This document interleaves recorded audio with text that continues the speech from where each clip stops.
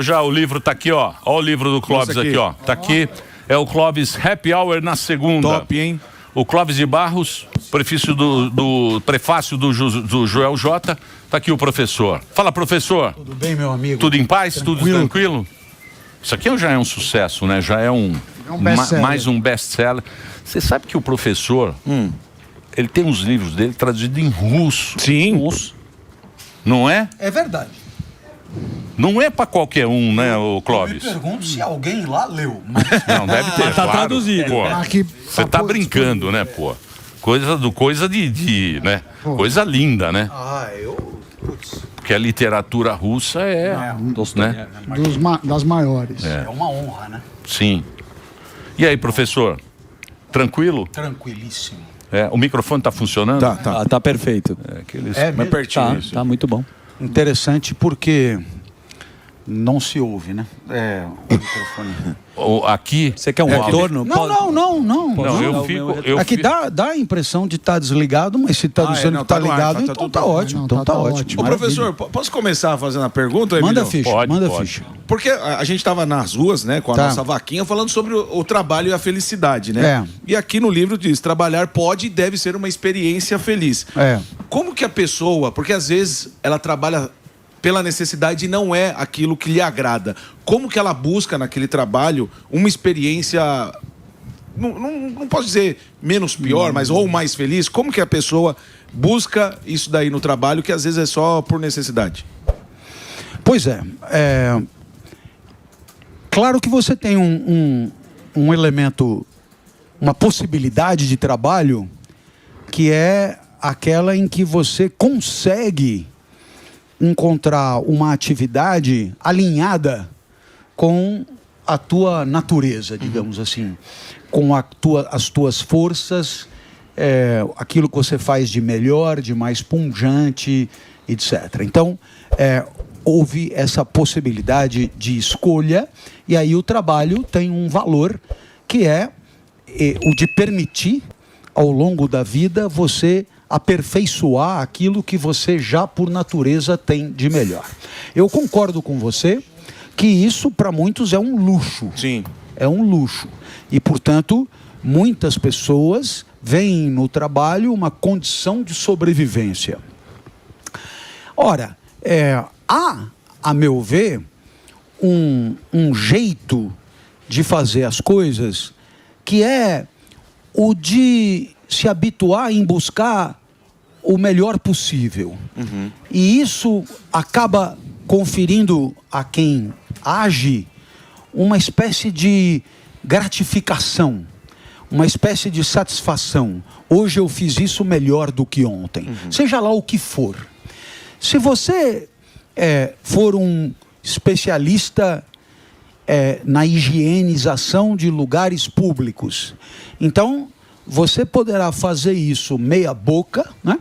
Você poderá fazer isso deixando metade cair pelo caminho. Sim. Você poderá fazer isso de maneira desleixada e talvez ninguém se incomode. Mas quando você tem sobre o teu trabalho um nível de exigência superior ao que os outros têm para você continuar trabalhando, você começa a buscar naquilo um aperfeiçoamento que vai, a meu ver, no sentido de alguma coisa que é muito essencial na humanidade, que é essa possibilidade de superação de si, possibilidade de fazer melhor amanhã. E isso seja lá o que for. Entende? Sim, sim. Eu acho que muitas vezes nós jogamos o jogo em função das exigências que os outros têm de nós. Sim. Do olhar que os outros têm para nós. Somos, na verdade, submetidos a uma lógica em que nós passamos a achar que somos aquilo que os outros acham que nós somos. E isso acaba nos apequenando muitas vezes. Porque numa sociedade acostumada com a mediocridade, muitas vezes o que se espera de todo mundo é um fazer desleixado mesmo. Agora, se você adquire o hábito de fazer cada vez mais perfeitamente aquilo que faz, ora, aquilo acaba sendo para você um jogo de superação de si, onde você vai ganhando em autoestima, você vai ganhando em apreço por si mesmo. E isso pode transcender e muito o prestígio e a legitimidade do fazer que você empreende. Então a felicidade é mais uma questão pessoal, porque às vezes as pessoas jogam muito essa questão da felicidade, projeta nos outros, para que os outros te façam feliz. Então essa busca é mais uma questão pessoal, para que você se sinta bem consigo mesmo. Então... É o entendimento que eu tenho. Sim. Sabe? Na hora que você precisa do outro para chancelar o que você faz, você está à mercê de uma variável que você não controla. E muitas vezes o outro não está preocupado com você. A maioria das vezes. Ele podendo passar por cima, ele passa.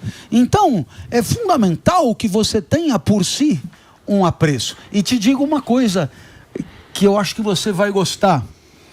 Muito do que a gente vive com a gente só. Sim. Eu dou palestra praticamente todo dia. 80% das palestras são fora de São Paulo, portanto, fora da cidade onde eu moro. Isso torna a minha vida uma vida de táxi, aeroporto, táxi, palestra, táxi, aeroporto, táxi. Ora, praticamente o tempo todo sozinho. Pergunto a você, que chance a vida teria de ser feliz se eu não suportasse a minha própria presença? Exato. Eu preciso gostar das coisas que me vêm à cabeça. Eles falam solitude, né? Você com você mesmo. Claro, eu preciso gostar das coisas que brotam no meu espírito. Por quê? Porque aí eu serei, para mim mesmo, uma companhia muito agradável. Às vezes até mais agradável do que a de uma outra pessoa qualquer que não tem comigo nenhuma afinidade. Exatamente. Entende? Às vezes, outro dia mesmo, um rapaz chegou, professor, almoçando sozinho, ninguém merece, eu vou sentar aqui com o senhor. Não, por favor. Olha, não muito bem. Ótimo. Não se sinta agredido, né? Mas eu suponho que eu seja, para mim mesmo, uma companhia mais agradável do que você. Mas não é porque você seja uma pessoa ruim, mas é porque eu estou há 60 anos comigo mesmo. Lógico, sim, mas você é uma pessoa que eu tenho certeza que todos aqui gostariam de ter como amigo. Exato. Você é uma pessoa assim que a gente se apaixona pelo seu jeito, pelo seu conhecimento. A gente sempre... Então, talvez por isso que ele tenha se aproximado de você e eu faria a mesma coisa. Já fiz isso, incrível. Mas rapaz, encontrei numa palestra se ele tivesse conduzido a coisa dessa forma, eu jamais teria respondido o que eu respondi. Mas não foi isso que ele disse. Ele disse, olha, eu ia almoçar... como você está sozinho, foi meio piedade, eu vou te fazer companhia como se fosse uma espécie de dádiva. Sim, Aí não se preocupe. Lógico que não. Por quê? Porque eu, aqui caraminholando comigo mesmo, eu consigo me entreter. Sim. A minha companhia, para mim, não é ruim. E às vezes ela é até... muito satisfatória. Então eu consigo aguentar bem ir para Manaus dar uma palestra, né? 4 horas para ir, 4 horas para voltar e tá tudo certo. Eu venho me distraindo, às vezes pego uma coisa para ler e o meu jeito de estudar é o jeito de estudar de todo mundo que tem uma inteligência normal. Eu estudo devagar, eu leio devagar, eu não tenho pressa em avançar nos parágrafos. Às vezes eu pego uma frase para ler, fecho aquilo e venho de Manaus até São Paulo caraminholando sobre aquela frase. E puxa vida, eu chego, às vezes nem vejo o tempo passar, já chegou e eu fiquei bem comigo mesmo. Claro que isso não significa desdém pela presença do outro. Muito pelo contrário. As pessoas que querem ser meus amigos costumam encontrar a porta aberta sempre. Mas, muitas vezes, a presença de um amigo não é possível. Então, é fundamental para que a vida seja boa que você goste de ser quem é. Ô professor, mas não tem aquela coisa que a gente tem na nossa natureza, porque, por exemplo, fala-se muito em felicidade, né? que a gente quer ser feliz e a gente sempre vive buscando a felicidade. Mas não existe algo dentro do ser humano que queira muito mais ser livre, ou para ser feliz, ou para se auto-sabotar, ou eu estou muito feliz e falar, agora eu quero ficar triste, porque eu tenho a liberdade para ser um cara amargurado nesse exato momento. É melhor ser livre do que você ser feliz? Bem, a liberdade, ela é mais importante do que a própria felicidade? Eu penso que não são necessariamente incompatíveis.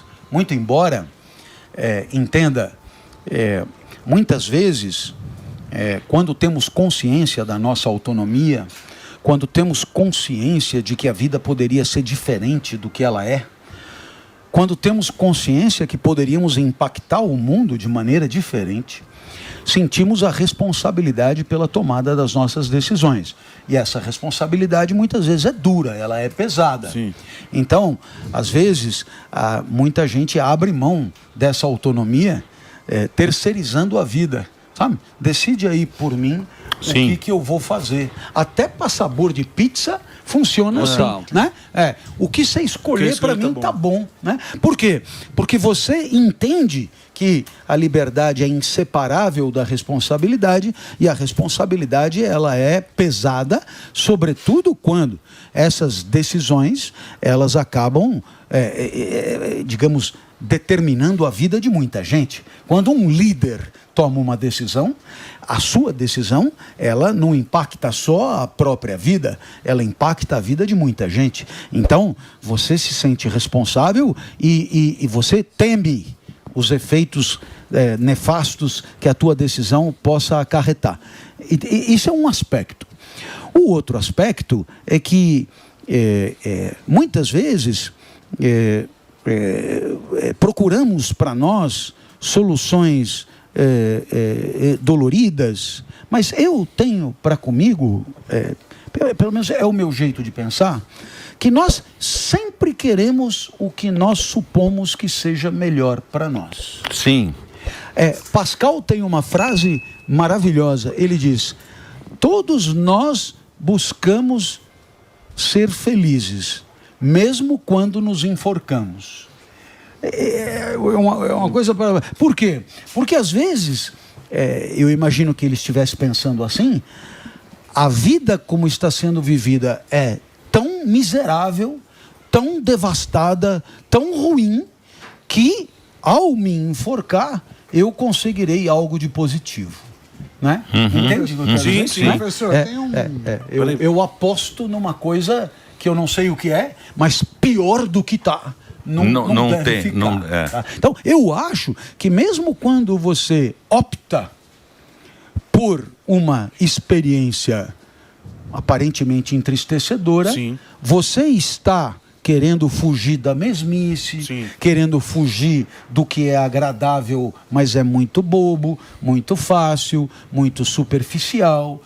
Entende? O cara quer ser bem sucedido numa escolha mesmo extrema, né? Acaba buscando um caminho mais difícil, aparentemente mais inóspito, mas você ainda assim, com esse desafio, quer alguma coisa boa para si. A gente estava falando agora há pouco, professor, estava até dando rankings de cidades mais felizes do país, do mundo.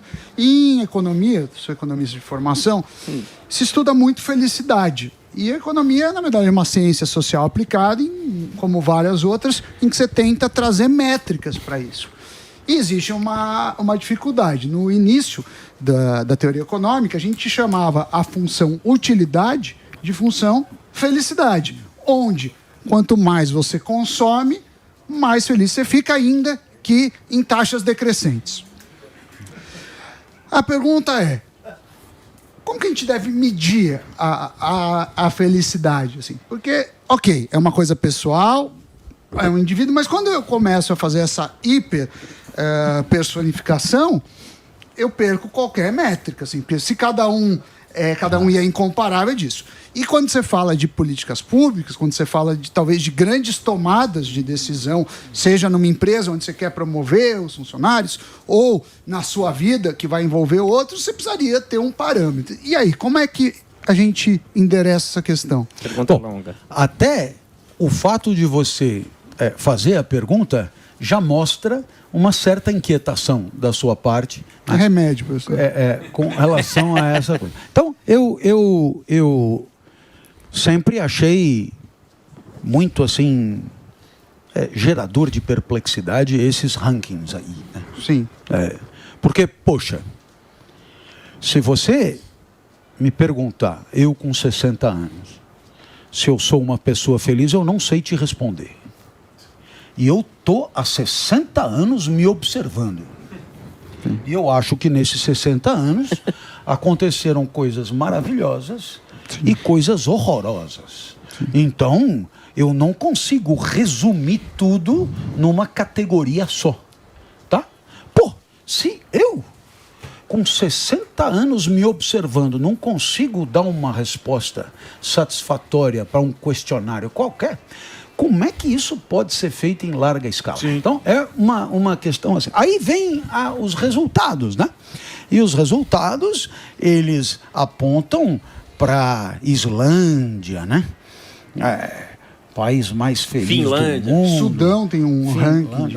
Tá bem, mas assim, alguns países tem muito gelo e pouca gente. E eu acho que fica fácil ser feliz num lugar onde não tem ninguém. Não tem muita gente. Ninguém vai te encher o saco. Esses caras não Pouca pegam dos Ungas numa Praça das Bandeiras para ir até o Capão Redondo, entendeu? Basta o senhor ir numa relojoaria, você vai ver a tranquilidade de um relojoeiro, porque não tem ninguém. Ele e a máquina. E o tic-tac. Sozinho. Ele tá ali, você fala, meu Deus, tem uma relojoaria aqui. Às vezes quando eu tô meio puto, eu vou lá e falo, olha como tem gente feliz, o relojoeiro. Porque só ele e aquela pequena máquina. Então, esse é um primeiro aspecto da minha resposta. O segundo, ele aponta até mesmo para a questão da sua formação, né? E muitas vezes isso parte de uma premissa, né? Que, aliás, você mencionou. Sim. Que quanto mais recursos materiais a pessoa tem para consumir, mais feliz ela é. Foi isso que você disse. Isso vem da teoria econômica. No princípio era assim, depois começaram a falar, bom, não é tão verdade isso. Então, não precisa ir muito longe para saber que essa possibilidade de comprar coisas, de consumir e de proporcionar para si mesmo um uso prazeroso dessas coisas, não é garantidor de uma vida feliz, porque senão nós não teríamos gente com recursos ilimitados pondo fim à própria existência. Né? Então, talvez os valores da vida possam ir além da economia, se você me permitir. Tá? Eu entendo que a economia, ela, no que diz respeito a uma tomada de decisão, ela acabe pensando à moda de Bentham ou John Stuart Mill, dos utilitaristas, dizendo o seguinte: a melhor decisão é aquela que proporciona a maior quantidade de felicidade num determinado grupo.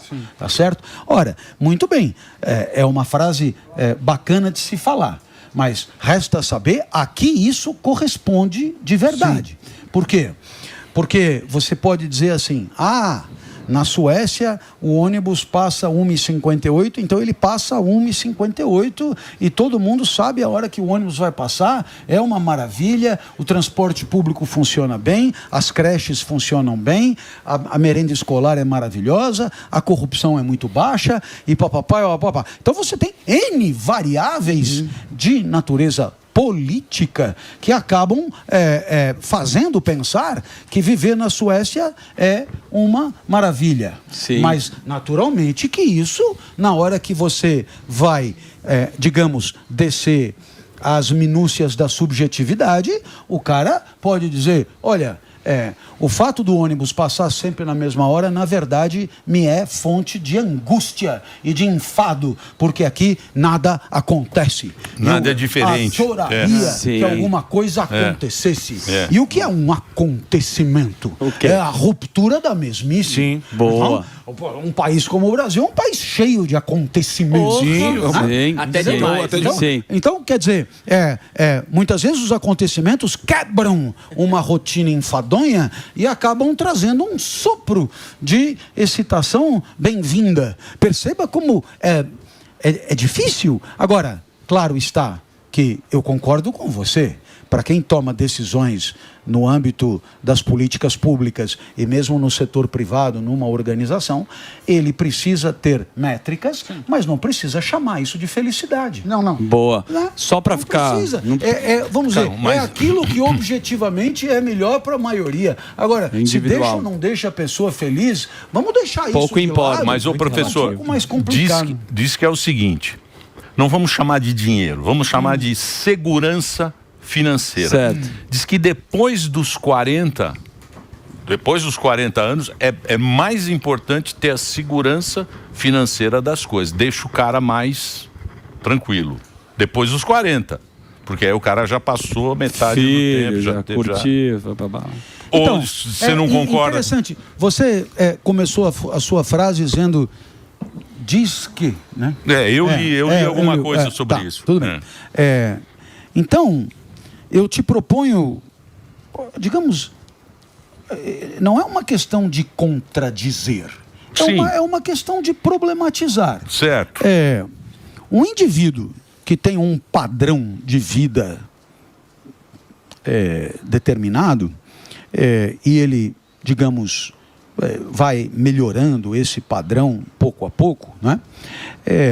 Ele vai passando a ter, digamos, exigências de conforto e de bem-estar progressivamente sofisticadas. É comum isso acontecer. Muito bem, perceba que a tal segurança financeira é uma palavra que, dependendo de onde você se encontra, ela poderá significar X, Y, Z ou alguma coisa muito diferente disso. Certo, claro. Ou seja, outro dia mesmo no vestiário do clube, eu sou sócio do mesmo clube desde que me entendo por gente e durante uns bons 30 anos fui invisível nesse clube. Por quê? Porque é um clube onde as pessoas são muito preocupadas com ganhos vultosos e é gente muito bem sucedida economicamente, etc. E eu, como professor, obviamente não tenho como abrir a boca, né? Agora, depois da internet pra cá, começaram a reparar na minha presença. Sim, professor. E eu comecei a ser abordado. Até gente querendo almoçar comigo tem, pra eu não ficar sozinho. Claro. Imagina se antes... Bom, aí então o sujeito virou pra mim e disse... no vestiário do clube, que não é um lugar de grande elevação espiritual, né? Toalhinha. Não, ele disse, professor, o senhor vai para Dubai esse ano? Eu olhei, eu falei, não, né? Não. Já foi? Eu falei, não. O que o senhor tem contra Dubai? Por Deus do céu! Caramba, meu. Deixa eu te explicar. Para estar num lugar, eu preciso deixar de estar em tantos outros. Sim. E essas escolhas acabam implicando exclusões. Então, Dubai não está no top 10 da minha coisa. E como, digamos, a vida é escassa, eu dou preferência a lugares que têm mais a ver comigo. E, enfim, mas muito também é ignorância. Eu não sei o que tem em Dubai. Mas, como tem lugares que me chamam muito a atenção, eu darei preferência a esses lugares. Aí ele olhou para mim e disse, se for, lembre-se de mim, vá de primeira classe. Eu falei, muito obrigado. Obrigado pela dica. Belo conselho. Desculpa perguntar, né? A primeira classe para Dubai é diferente da primeira classe para qualquer outra cidade da Europa? Ele falou, muito diferente. Tem bar na Emirates lá do... É por causa da companhia. Aí eu peguei e falei, e por quê? Ele pegou e falou, para começar tem ducha na aeronave. Ducha higiênica. Aí veja como é impressionante. Você fala em segurança financeira, a segurança financeira para esse cara não tem nada. Tá em outro patamar. Exato. Tem lineamento básico. Eu ponho assim, contas, né? Luz, água, celular, internet, tal. Agora, supermercado. Depois, sei lá, compras excepcionais cartão de crédito, entrega de alimentação, cartão de crédito, tanto e tal. Então, deu pra pagar tudo, vai mais. Opa, segurança financeira. Porra, o cara me mete uma ducha na aeronave, né? E um valor da ducha assustador. Meio caro, velho. Aí eu peguei e falei, mas rapaz, não dá assim, desculpa perguntar. Não dá pra tomar um banho antes de sair e outro chegando lá? Será que não tem chuveiro? Eu sei que é longe. Não precisa. Lá leva um desodorantezinho. Mas o professor. Deixa eu só fazer um break. Eu vou fazer um break pra rede de rádio. O professor Clóvis está aqui. Olha aqui, ó. O Happy Hour é na segunda. O lançamento aqui do professor nas lojas. Você pode comprar agora. Se você entrar, tem a Amazon. Só colocar Happy Hour na segunda. Ele já trouxe aqui esse livro. A gente já leu. É um grande sucesso. Mais um best-seller do professor. Vou fazer o break agora para o Reginaldo. Happy Hour na segunda. Vai lá, Reginaldinho. Deixa eu... Deixa que você tá empolgado. Tem na Amazon. Eu tô inquieto. Deixa o Sammy faz a pergunta depois. Não, É o remédio. Ducha é demais, né, professor? É que economia, talvez eu fui infeliz na minha explicação, economia não se fala de dinheiro inicialmente. Isso é uma consequência. A economia estuda recursos escassos, como, por exemplo, alocação de tempo, que é o que você falou. Eu não vou para Dubai porque eu prefiro estar em outro lugar. E quando a gente fala da dificuldade de um economista, é justamente como medir as coisas. Porque se você está no âmbito pessoal, talvez você não precise disso. Talvez a comparação seja relativa a você mesmo no dia anterior ou na hora anterior. E nesse sentido, eu sinto, quando eu leio, e leio o senhor, leio alguns outros filósofos, entendo muito pouco, porque eu sou muito limitado nessa área, eu fico com dúvida, porque tudo parece tão complexo e tão aberto que eu não consigo chegar numa conclusão. Assim, mas isso é uma burrice minha, e eu não sei o que fazer. É assim, professor. O problema é o seguinte... perdão. Imagina. Eu queria te dizer que se você me pergunta como eu faço para medir, então eu, seguindo a esteira dos meus mestres, te responderei sem nenhum constrangimento. Não tenho a menor ideia. Né? Ainda bem que eu não estudei economia. Está convidado. Não. Eu adoraria. Eu adoraria. É um curso maravilhoso. Eu adoraria. Porém, onde está o problema, né? É que, seja lá qual for a métrica que você, digamos, identificar como possível, ela por si só já estará priorizando certos tipos de vida em detrimento de outros. Sim. Entende o que eu estou dizendo? Quer dizer, se você chegar com uma métrica do tipo, um item da felicidade é digamos, a condição física do indivíduo e tal. Então, já tem aí uma premissa que está enviesando um pouco a ideia, porque haverá quem diga, olha, não, né? Não. A medicina diz, uma decisão acertada alonga a vida. Né? E claro, dentro da filosofia o cara levanta a mão e diz, mas a longevidade é um critério bem discutível. Por quê? Sim. Porque eu posso querer viver menos e de maneira mais intensa. Aí na hora que você chega para o médico e diz, viu, eu não vou alongar a vida de qualquer jeito, o cara não tem mais o que dizer. Sim. Porque ele tá sentado num critério do qual ele não vai abrir mão. Sim. Agora, qual é a graça da filosofia? É que ela não tem nada para pôr no lugar. Eu lamento. O que te dá essa impressão de de abstração e de burrice, vazio. Burrice. Não, de jeito nenhum. É uma impressão de vazio. Ou seja, o que eu penso é que, mais do que um critério único, o que há na sociedade é uma disputa, é uma luta pela definição do critério legítimo para a identificação da vida feliz.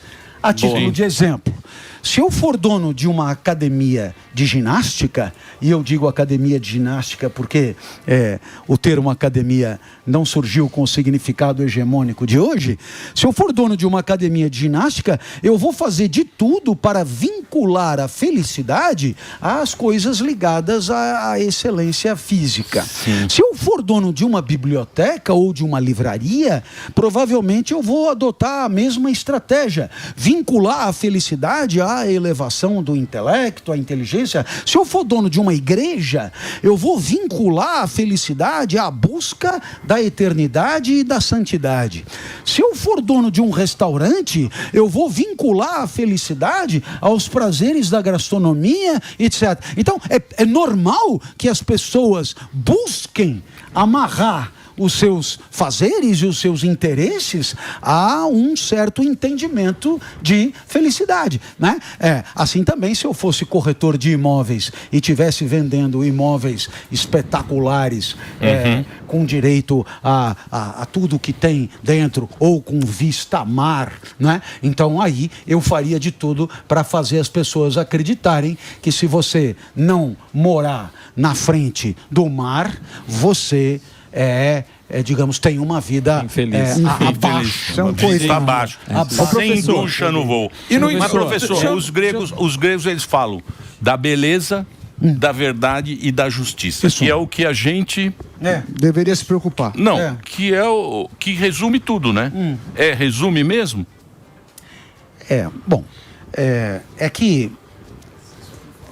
Porque você só pode entender, digamos, de maneira mais clara o que esses camaradas diziam, se você aceitar certas premissas do jeito deles de pensar, que a gente depois, de maneira pomposa, chama de paradigma, né? Que é uma espécie de jeito de pensar.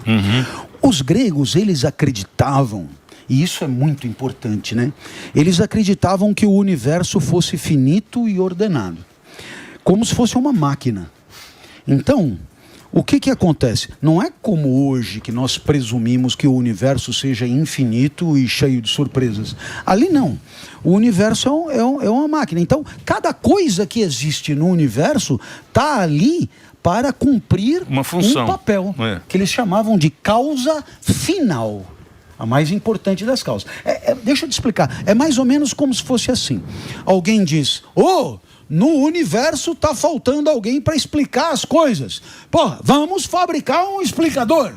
Vamos pegar aí um casal, né? Agora, esse casal vai transar, vai engravidar, e nós vamos colocar na natureza deste que vai nascer talentos explicativos. Então você nasceu para preencher uma vaga no universo. Mas não é esse jeito de pensar. Então, o que acontece? Na hora de viver, o gato não tem outro jeito, tem que viver como o gato está previsto. Ele segue o seu protocolo. O vento também venta, a chuva também chove. Mas você poderá viver em consonância com a sua natureza ou não. Por isso os estoicos passam o tempo inteiro dizendo: escute a sua natureza, conheça-te a ti mesmo, observe quem você é, porque a vida só será boa se ela estiver em harmonia com o resto do universo. Porque, no final das contas, a ética é uma responsabilidade com o cosmos. Não é com o outro. Esse negócio do outro veio muito na esteira do pensamento cristão.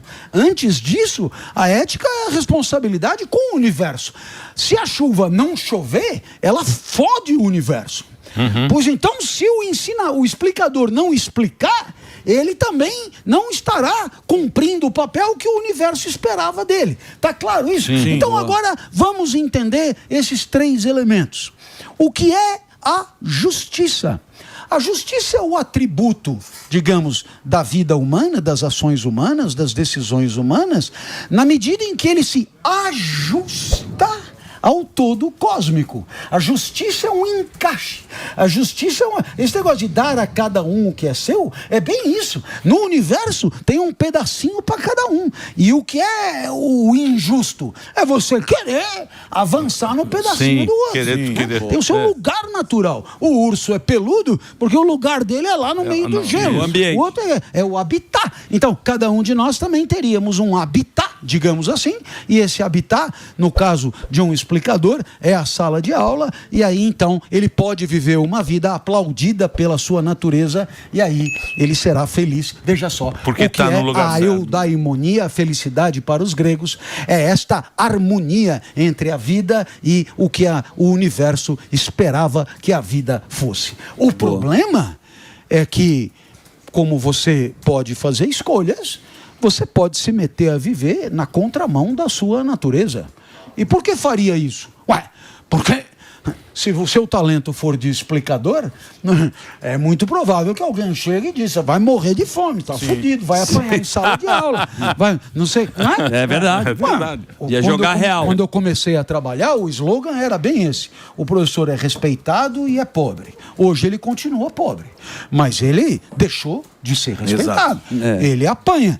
Os pais vão à escola para defender os filhos que agrediram fisicamente os professores. Ou seja, você vive numa sociedade que não gosta desse negócio. Sim. Então, o cara diz: viu, eu quero ser professor. Vai chegar alguém que provavelmente ama a pessoa e vai dizer: não faça isso. Não faça isso. Né? Vá trabalhar no mercado financeiro, vá não sei aonde. O que essa pessoa está fazendo? Ela está mostrando que a natureza, no nosso caso, não é determinante e que a sociedade pode bem conduzir a vida para outros caminhos que são não naturais, não cosmicamente previstos. Boa. Só que aí é o seguinte: quando isso acontece, você jogou no lixo o que a natureza te deu, não é não? Sim, claro. Né? A natureza te deu o talento para cantar. Você não quis cantar. Você foi trabalhar de gerente de banco. Tá tudo certo. Mas então não reclama. Por quê? Porque você está trabalhando num negócio que a natureza não te preparou para isso. Então, dificilmente você vai alcançar níveis de excelência, porque esses níveis de excelência exigem essa concomitância do esforço com a base de natureza, de talento que você recebeu. César Cielo. César Cielo.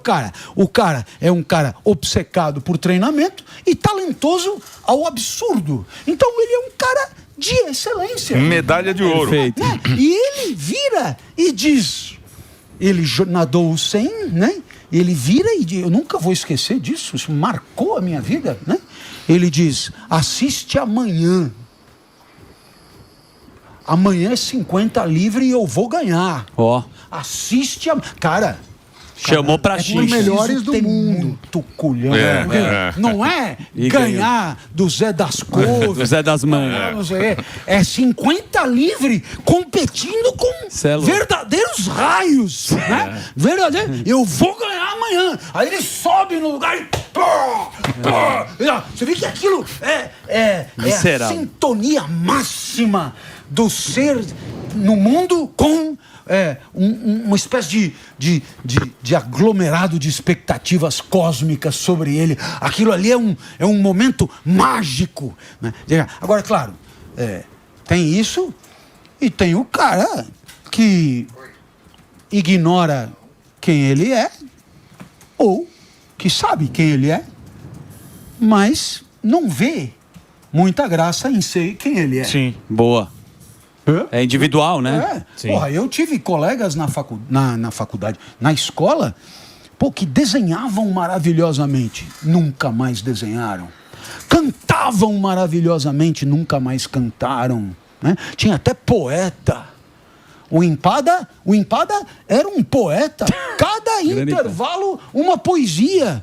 Cadê as poesias do Empada? Não, estou trabalhando não sei aonde e tal. Quer dizer, abriram mão abriram mão do que a natureza lhes deu de melhor para trabalhar em função do que a sociedade premia mais, legitima mais, autoriza mais. Mas aí, claro, perdem a oportunidade de aproveitar essa verdadeira onda, né?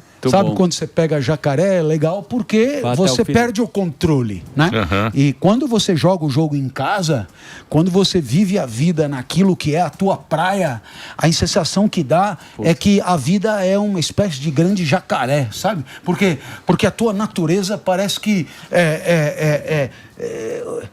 se articula com o mundo para impulsionar você, né? Então, você nem consegue ter desempenho ruim, né?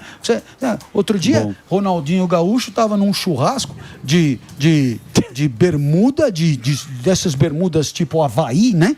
E chinela de dedo. Veio uma bola, porra, né? Bermuda, veio uma bola, a bola bateu no peito, sabe quando a bola faz? A macia. Não é aquilo. Não, virou. Aí desceu. Parou aqui. Depois desceu lá. Botou na ponta do pé. Trouxe no ombro.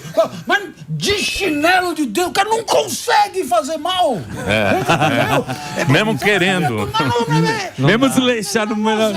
Aquela coisa incrível. Assim eu vou aqui aproveitar para homenagear alguns colegas, né? Eu fui professor, eu fui aluno de um professor de Direito do Trabalho chamado Amaury Mascaro Nascimento.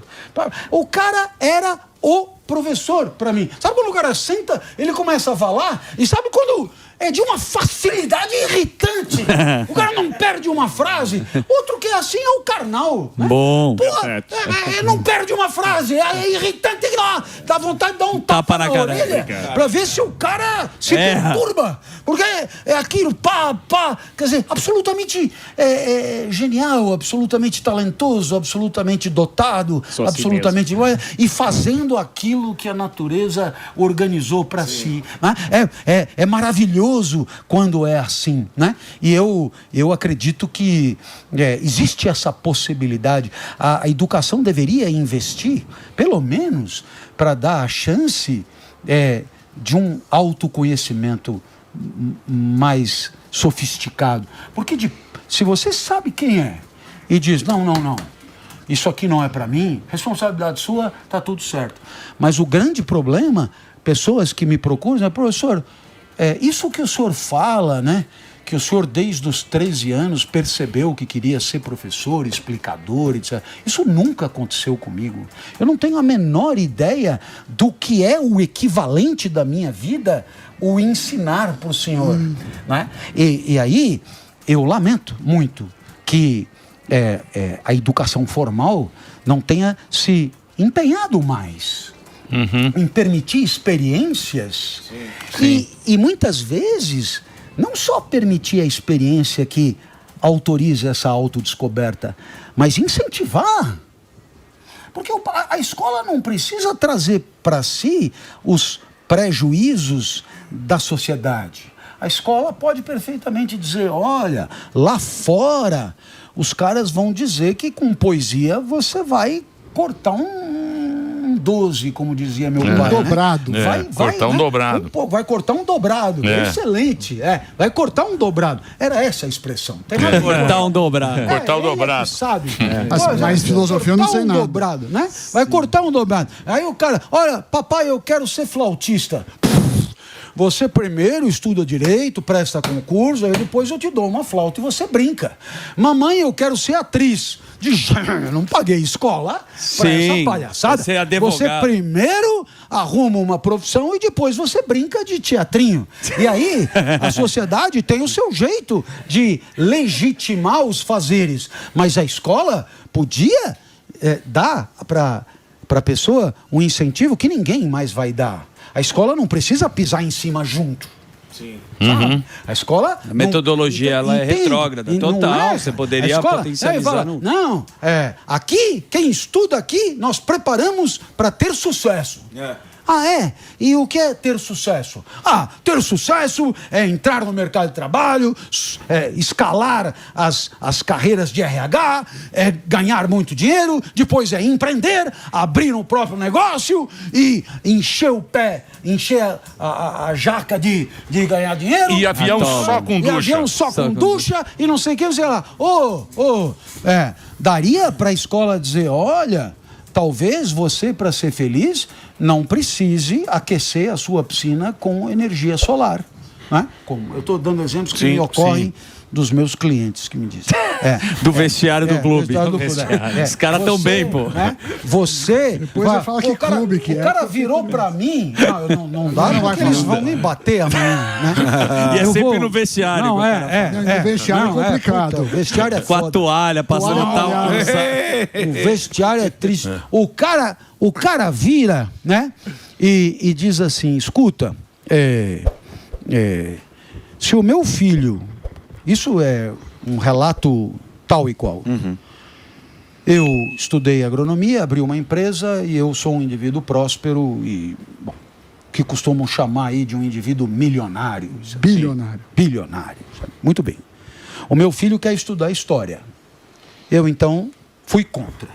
Não é que sou contra, porque ele ainda não prestou o vestibular. Aí, o que o senhor acha disso?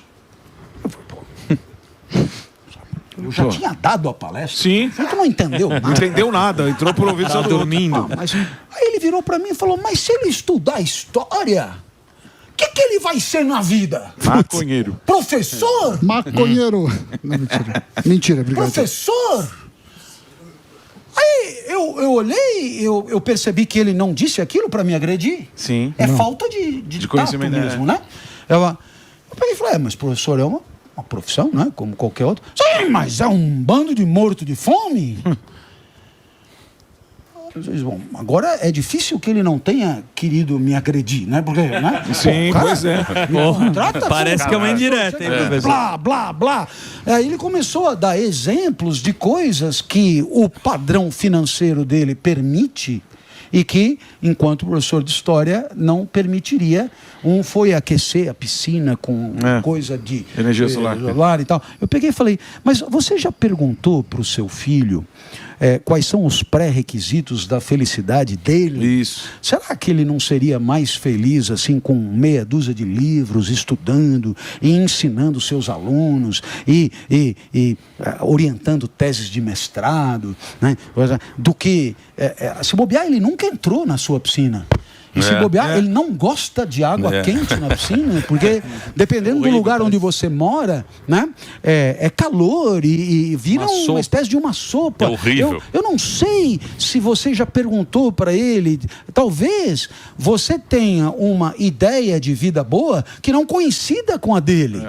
Então talvez fosse interessante perguntar para ele o que realmente ele gostaria, qual é o propósito mesmo dele. E aí talvez você entendesse melhor por que ele quer fazer faculdade de história. Muito bom. Minha avó, ela falava o seguinte, ela fala assim, meu neto, tenha sempre um livrinho, tenha sempre um livro com você. Se você tiver um livro, você nunca está sozinho, não é? Pô, do caralho. Minha avó falava isso, ela falava, sempre fica com o livro, minha avó lia, ela lia bastante, ela falava, sempre tem um livro, fica com o livrinho que você nunca está sozinho, é verdade. Muito bom. Com o livrinho. Happy Hour. Eu tenho uma última pergunta, talvez. Isso aqui é um... Não. Quer fazer a pergunta? Eu quero. A gente repetiu aqui diversas vezes sobre felicidade. Eu vi aqui todo mundo perguntando sobre felicidade. E já fui aconselhado por um homem de cabelo branco de não compartilhar minha felicidade. Momentos mais felizes de conquistas é para você ficar quieto. Gostaria de a sua análise filosófica. Por que é o momento agora as pessoas compartilham demais as alegrias, principalmente em rede social? Ou é o relógio, ou a coisa material, ou até uma alegria simples. Deve ser compartilhada a felicidade? Interrogação. Não, é porque aí o que importa é a chancela do outro, Sim. né? A felicidade vem não com o que você está exibindo, mas com a chancela que o outro aportará a essa sua suposta cena exibida. E as pessoas fazem isso o tempo inteiro. Ah, sim. Mas eu queria até, indo nessa direção, lembrar um elemento de felicidade que até para justificar aqui perante o nosso amigo da economia, Professor a complexidade, né? Há a possibilidade de você ter o coração pleno, sabe? E uma espécie de paz de alma, assim, incomparável, quando você, por alguma razão, melhora a vida de uma outra pessoa. Sim, sabe? bonito. Sim. É isso. Então, nesse sentido, né? Você tem aí uma variável interessante, porque não é só eu lutando por mim mesmo. Mas é abrindo mão de mim mesmo e estendendo a mão para alguém. E aí eu queria contar uma historinha que, se eu não contar, eu vou me entristecer. Tá, pode Você me contar. permite, não? Claro, permito, lógico. Eu era professor de faculdade e gostavam de mim até nas faculdades, sabe? Dava aula na Casper, na SPM, dava aula... só em faculdade com nome de santo eram 8, né? Sabe, São Marcos, São Lucas, Santa Cecília, São Bernardo, para poder fechar o orçamento. Claro. E a minha visibilidade era limitada aos muros da sala de aula. E aí um dia tocou o telefone, era fixo ainda, e era o Hospital Sírio-Libanês. Disse: nós patrocinamos um evento chamado HSM Expo Management. Veja como tudo aqui é o que foi, porque o hospital existe e o evento também até hoje. Bom, aí eu falei: o senhor tem certeza que ligou certo? Não é o professor Clóvis? Então, a gente, como é patrocinador, tem direito a indicar um palestrante. Eu falei: parabéns, né? Ele falou: a gente sempre indica um médico, mas não dá certo porque o médico fala de medicina e o público é corporativo, é um erro. Pois é. Então, nós queríamos indicar o senhor, porque uma aluna indicou o seu nome. Falei: mas eu sou professor, né? Não sou palestrante, né? Aí o cara falou: é parecido, né? Eu falei: não é muito não, porque o professor, ele faz uma burrada hoje, ele tem um ano inteiro para se recuperar. A palestra é um tiro só, né? Claro. É muito mais difícil, eu sou só professor e tal. Aí, como eu recusei, de maneira firme, o sujeito disse: professor, eu vou abrir o jogo com o senhor. A palestra é amanhã. Eu tinha que ter visto esse palestrante muito antes. Eu me esqueci. Nenhum palestrante de verdade vai topar de hoje para amanhã. Aí eu peguei e falei: deixa eu ver se eu entendi. Se eu não for, você está fudido. Gozado, ele bateu na porta certa, sim. Porque eu podia ter dito ema. É isso aí. Lógico. Mas eu falei: cara, vamos ver se eu entendi. Quanto tempo dura essa porra dessa palestra? Meia hora. Falei: sobre o que eu tenho que falar? Ele falou: a essas alturas, o que você quiser. O senhor fala sobre o que o senhor quiser. Eu falei: meia hora sobre o que eu quiser. É isso, eu tô gravando, hein? É isso. Eu falei: tá bom, eu vou. Aí ele falou: não quer nem saber quanto nós vamos pagar? Eu falei: mas é pago? Olha aí. Eu tava fora do esquema mesmo, né? Aí o cara deu o valor. A hora que ele deu o valor, tipo, 1 ano de prolabore Sírio-Libanês professoral, eu falei: que dia é a palestra? Amanhã. Eu falei: eu acho que eu vou pra lá hoje. Marginal, sim. Pode dar errado. Não, nós vamos mandar um carro para buscá-lo, não se preocupe com isso. Bom, cheguei lá, estava no coffee, o que significa as pessoas não estavam ali. Estava no coffee. Aí eu olhei assim, era uma época que eu enxergava bem, e eu vi cadeira que não acabava mais, né? Caramba. Eu falei: pra que tanta cadeira? E o sujeito disse: para as pessoas sentarem. Depois a gente sai com preconceito, o pessoal reclama. Eu falei: não, que é para as pessoas sentarem, eu deduzi. Mas por que tantas cadeiras, que eu perguntei? É porque são 8.000 pessoas. Puta lá, miséria. Eu falei: cara, o cara falou que era que nem uma aula. Não, mas é que nem uma aula, porque nós vamos ligar a luz no seu olho e vamos apagar a luz da plateia. Sim. São 800, 8.000, o senhor não vai ver nada coisa. Mesmo. Eu fiquei muito angustiado. Procurava lembrar do valor que eles iam pagar. Estava muito angustiado. Aí, como melhor o cara percebeu que eu estava esvaziado de alma, ele falou: não quer ficar no camarim? Eu falei, acho que é melhor. Cheguei no camarim, tinha um vovô sentado, sozinho. Um vovô que devia ter a aparência que eu tenho hoje. Aí ele pegou e disse, hi. Eu falei, né? Porque fazer sala em inglês nessa hora era o que eu não precisava, né? Falei, hi. Aí ele falou, who are you? Fiquei feliz, porque era a primeira vez que eu ia pôr à prova anos de ignorância no idioma estrangeiro, né? Aí eu falei, I am Clovis. Aí ele procurou no programa. Claro que meu nome não estava, que eu tinha sentado no dia anterior, estava só o Hospital Sírio-Libanês. Oh, you are a hospital. Aí eu falei, não, é que não era eu que tinha que vir, eu estou aqui só... Aí ele olhou, conheço gente como você. I know you. You must be an outstanding speaker. Você deve ser um palestrante extraordinário. Eu falei, nem speaker, muito menos outstanding. Eu só vim porque não tinha ninguém para vir. Aí o cara olhou, ficou quieto, e eu por mim já teria ficado quieto, mas a minha mãe me deu educação, como ele perguntou, eu devolvi, perguntei, and you? Aí ele disse, I'm gonna talk about mathematics. Vou falar de matemática. Aí eu falei, nossa, que legal. A minha matemática é aplicada à vida das pessoas. Falei, nossa, que bárbaro. Ele falou, eu vim apresentar minha teoria. Sabe como aquilo me soou engraçadinho? Porque eu nunca conversei com alguém que dissesse que tinha uma teoria. Nunca. Foi aí que eu me toquei, sabe? Eu vim apresentar a minha teoria. My theory. Aí eu falei, oh, you have a theory? Aí ele olhou para mim e disse com muita bondade, hein? Ele disse... Depois que eu ganhei o prêmio Nobel... Puta lá, miséria! Ela ficou muito conhecida.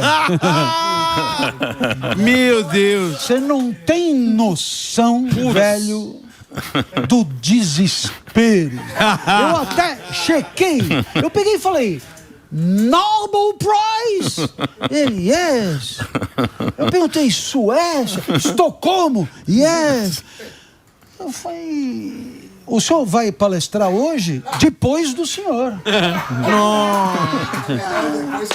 Eu falei, viu? Bacana, né? Legal. Ele falou, eu faço questão de assistir a sua palestra. Putz! Eu falei, no way, man, you stay here. Falei, coxinha, croquete, fica aqui, porra. Quando me chamaram, eu subi no palco. De fato, o cara tinha razão. Jogaram a luz na minha cara, pagaram lá. E eu vi um vulto passando. Sabe, passinho miúdo, assim? Sentou na minha frente, botou o auricular de tradução e fez assim, ó. Fez assim.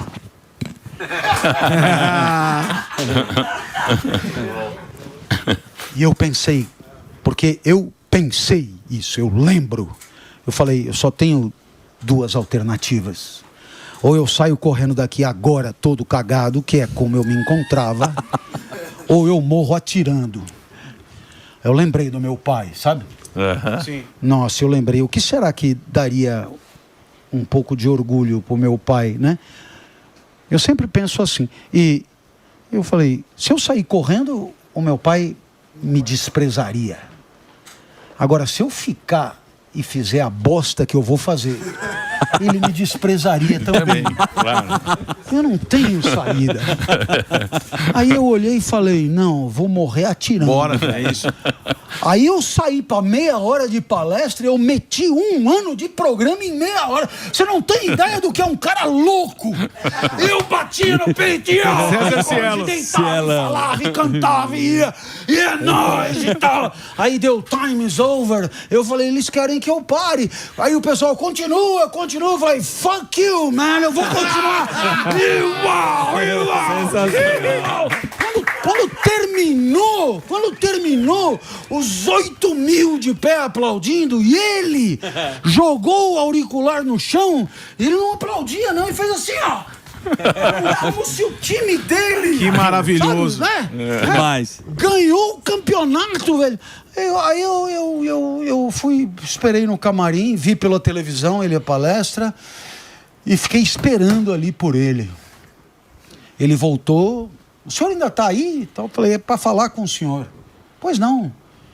Falei, o senhor é prêmio Nobel, está aqui no camarim, entra um Zé Ruela anônimo e apequenado, e entristecido e acovardado. O senhor podia ter olhado e ter dito, né? Quem é você? Sim. Sai daqui. Podia ter me humilhado. Tava tudo certo. Gente que não vale uma canela sua já fez isso. Né?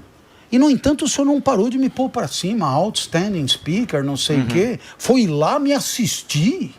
Uma palestra de um treco que não tem nada a ver com a sua vida. Sim. Por quê? Eu falei, por quê? Aí ele olhou para mim e disse, sabe o que é, professor? Durante muito tempo da minha vida eu passei buscando a minha glória. E como você deve saber, eu cheguei muito mais longe do que eu podia imaginar. Mas eu sempre tive o coração vazio e a mente perturbada. Até o dia que eu vislumbrei que eu poderia ajudar as pessoas a conseguir o que queriam, a alcançar seus propósitos. E do nada, o meu coração começou a ficar cheio e a minha mente se apaziguou. Então hoje eu vivo assim, bacana. Pelos Bonito. outros. Muito legal. Muito Aí bonito. ele falou para mim, a minha palestra não valeu nada, porque quem me conhece já sabia o que eu ia dizer. Sim. Quem não me conhece não entendeu porra nenhuma do que eu disse. Então ela foi 100% inútil. Mas estar aqui não foi inútil. Putz, que maravilha. Graças a você, professor. Lindo demais. Sensacional. Porque você precisou de mim. E agora você tem uma confiança em você, que você quando chegou aqui não tinha. Agora você não precisa mais de mim. Você sabe do que você é capaz. Você agora avança. Maravilhoso. Eu chorava que nem uma criança. Muito bonito. Muito obrigado, professor. Maravilhoso. Ó, papo do professor sempre bom. Muito A gente bom. conversa aqui com Clóvis de Barros. O livro tá aqui, ó. Happy Hour, à venda na Amazon. Tá aqui, ó. Aproveita. Obrigado, professor. Vai lá.